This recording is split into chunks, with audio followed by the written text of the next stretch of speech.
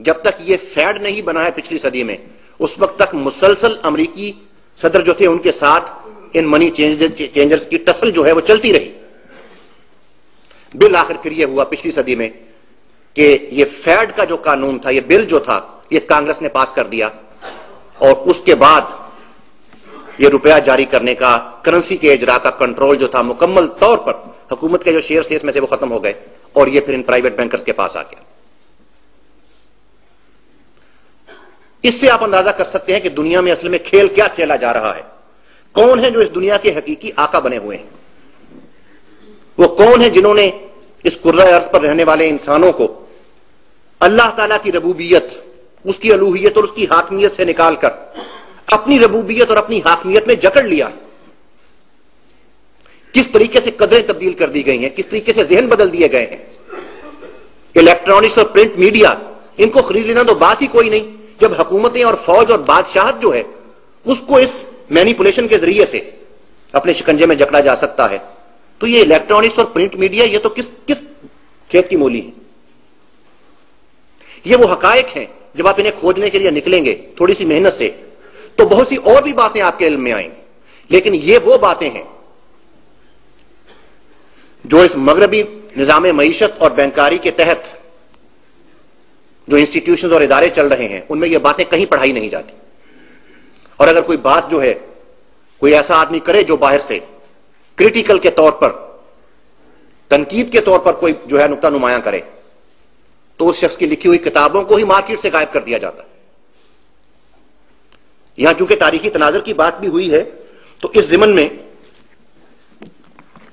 ये Arthur Kitson, ये एक इंजीनियर था इंग्लैंड का, और ये बाद में गालिबन अमेरिका चला गया। ये 1894 में इस शख्स ने यह किताब लिखी थी, द बैंकर्स कॉन्स्पिरेसी, और उसमें उसने तफसील से इस चीज का जायजा लिया था कि ये बैंकर दुनिया में क्या कर रहे हैं। और उस शख्स ने उस वक्त पहली जंग अजीम और 1930 की वो जो ग्रेट डिप्रेशन आई है उसकी प्रिडिक्शन उसने कर दी थी। लेकिन आज आप देख लीजिए कि माशियात की किताबों में कहीं इस शख्स का तज़किरा नहीं मिलेगा, बल्कि शायद ये किताब भी आपको ढूंढना पड़े तो आसानी से ना मिले। इसलिए कि वो बैंकर्स जो हैं वो चाहते हैं कि जो इल्यूजन्स उन्होंने क्रिएट कर रखी हैं इन दरसी किताबों में, उन इल्यूजन्स को कोई पहचान ना ले, उस फरेब नजर से कोई आजाद ना हो जाए। चुनांचे इस किस्म की किताबों को, इस किस्म के तज्जियों को वो खुसूसी इंतजाम के तहत मार्केट से गायब कर देते हैं। आर्थर किटसन ने उस वक्त 1894 में जो बात लिखी थी, ये एक पैरा मैं चाहता हूं तारीखी तनाजर के हवाले से, चंद लाइनें हैं ये पढ़ दूं। किटसन ने लिखा यह है कि until the beginning of present century, ये 1894 में, यूं समझ लीजिए कि ये बात उसने लिखी है। Until the beginning of present century the only known method of conquering the world was by military invasions, a very dangerous, expensive and cruel system.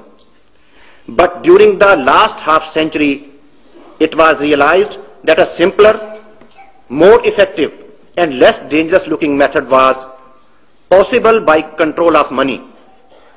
By this method no armies or navies or munitions of war are required, no blood be shed, and public need know nothing of this danger until they are safely enslaved in the form of debt. All that is necessary to secure the control of the press and other channels of publicity such as the radio as leading publicists, and this can be accomplished with the help of money. जरा अंदाजा कीजिए ये बात किस वक्त लिखी गई है, 1894 में। और मेरे इल्म में यह बात भी आई है कि यह किताब जो है जिसने इसे रीप्रिंट किया है उसने एहतजाजन इसलिए इसे रीप्रिंट किया कि 1930 की जो ग्रेट डिप्रेशन है उसके बारे में इकोनॉमिक्स की किताबों में यह बात लिखी जाती है कि कोई शख्स उसे प्रिडिक्ट नहीं कर सकता था जो कुछ वो हुआ। चुनांचे एहतजाजन उस शख्स ने यह किताब लिखी कि इसे प्रिडिक्ट तो पहले कर लिया गया था, लेकिन इसका जिक्र कहीं नहीं आने दिया गया। इससे आप अंदाजा कर सकते हैं कि किस तरह इतने बड़े बड़े हकायक को छुपा लिया जाता है और किस कुव्वत की बुनियाद पर? यह रुपए की नजर ना आने वाली कुव्वत। इस वक्त खुद हमारे यहां सूरत हाल यह है कि तकरीबन 1.5 या 2 साल पहले स्टेट बैंक को ऑटोनोमस किया जा चुका है, अपने इंतजामी फैसलों में उसे आजाद कर दिया गया और उसके बाद वो तेज रफ्तार तब्दीलियां हमारी बैंकिंग में वाकया हुई हैं। बैंक रिजर्व की जो सतह थी वो तकरीबन 20-22% थी उस वक्त, और उसके बाद फिर ये तेजी से गिरना शुरू हुआ है और तकरीबन 10% पर इसे ले आया गया और उसके नतीजे में रुपए की इतनी अफरात हो गई है। अब ये सारी जो रेल पेल नजर आ रही है कंज्यूमर फिनेंस की वजह से, उसके पीछे असल में यही खेल है। रिजर्व की शरह गिरा देने से अगर 20% रिजर्व हो तो सरमाया जो है 5 चक्कर लगाएगा। वो स्टैट्यूटरी रिजर्व जिसकी बात मैंने आगाज में की थी, अगर उसे गिराकर 10% कर दिया जाए तो वही सरमाया जो है 10 चक्कर जो है वो काटेगा। और इस तरीके से वो एक्सपेंशन ऑफ क्रेडिट जो है उसे इस हद तक ले आया गया है। और वो जानते हैं बैंकर कि ये कंज्यूमर फाइनेंस के जरिए जो पैसा हम दे रहे हैं, जिस वक्त हम चाहेंगे इसे बड़ी आसानी से वापस खींच लेंगे, और जिस वक्त ये होगा शायद 2 या 3 साल के अरसे में, उस वक्त वही होगा जो इससे पहले अमेरिका में और बाज़ दूसरे ममालिक में किया जा चुका है। किसी मुल्क को बर्बाद कर देने का एक तरीका यह भी है कि वहां पहले रुपए की अफरात कर दी जाए। जब लोग बड़े बड़े प्रोजेक्ट शुरू कर लें, घर खरीद लें, फैक्ट्रियां लगाना शुरू कर दें और कंज्यूमर फाइनेंस के जरिए मिलने वाली चीजें खरीद लें, तो फिर उस रुपए को खींचना शुरू कर दिया जाए। फिर लोगों की जायदादें और उनके असासे जो हैं वो कौड़ियों के दाम बैंकरों की तिजोरियों में मुंतकिल हो जाते हैं। और यह बात पहले हो चुकी है, कोई नई बात नहीं है, महज मफरूजा नहीं है। ये 40 साल पहले अमेरिका में बैंकरों ने इसी टेक्निक के जरिए से तकरीबन तमाम अमेरिकन के असासे जो है वो हथिया लिए हैं। अब तो जाती इस्तेमाल की कुछ चीजें होती हैं हर आदमी की जो इतनी सी क्लोजेट में आ जाती हैं, बाकी सारा कुछ जो है वो बैंकर का है। मजीद जो यहां पर उन्होंने तब्दीलियां पैदा की हैं, इसका ताल्लुक अगर WTO के साथ मिलाकर देखा जाए तो साफ पता चलता है कि वो हुकूमतों के इख्तियार से ये जो करेंसी, ये कागज के जो टुकड़े हैं, ये इख्तियार भी वो उन हुकूमतों के हाथ से तकरीबन ले चुके हैं। आपके हाथ में उन्होंने क्रेडिट कार्ड थमा दिए हैं, जितना पैसा आपके पास नहीं है उससे ज्यादा की खरीदारी कर लें आप। अब आपके पास वो क्रेडिट कार्ड है, वो एक नोट समझ लीजिए जो उनका जारी किया हुआ है, अपनी करेंसी, उससे आपकी तवज्जो ही हट गई। पैसे आपने कहीं भेजने हैं तो ऑनलाइन ट्रांजैक्शन कीजिए, यानी आपकी करेंसी आपकी नजरों से आहिस्ता आहिस्ता और हाफजे से ओझल होती चली जाएगी। फिर जिस दिन वो चाहेंगे उस दिन वो ऐलान कर देंगे कि अब ये क्रेडिट कार्ड्स और ये सारा कुछ जो है ये कैंसिल कर दिया गया है।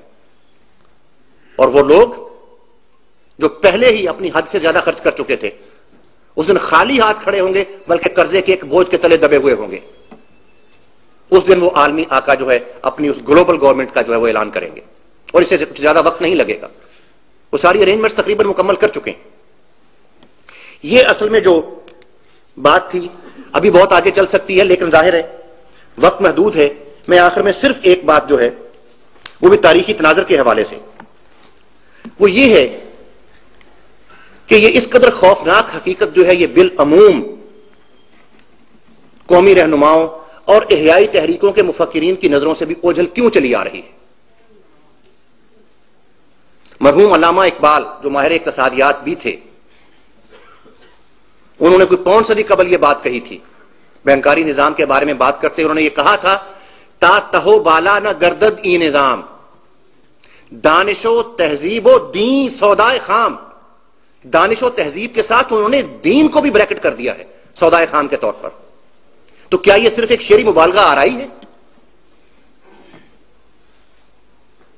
या ये कि ये मनी और बैंकिंग और इक्तिसादियात जो है ये असल में एक पेचीदा साइंस की सूरत इख्तियार कर गई है। इसलिए हमारे वो मुफक्किरीन और दानिश्वर और वो रहनुमा जो हैं उनकी नजर यहां तक नहीं आ सकी कि ये दानिश और तहजीब के साथ साथ इकबाल ने जो दीन को भी सौदाए खाम करार दिया कि ये भी इंसानियत के मसाइल हल नहीं कर सकेगा जब तक इस मोर्चे को सबसे पहले तोड़ फोड़ कर बर्बाद ना किया गया। इस बात पर गौर किया जाना चाहिए। वरना वो हमारी सारी मसाई जो है इस ज़मन में, कहीं ऐसा ना हो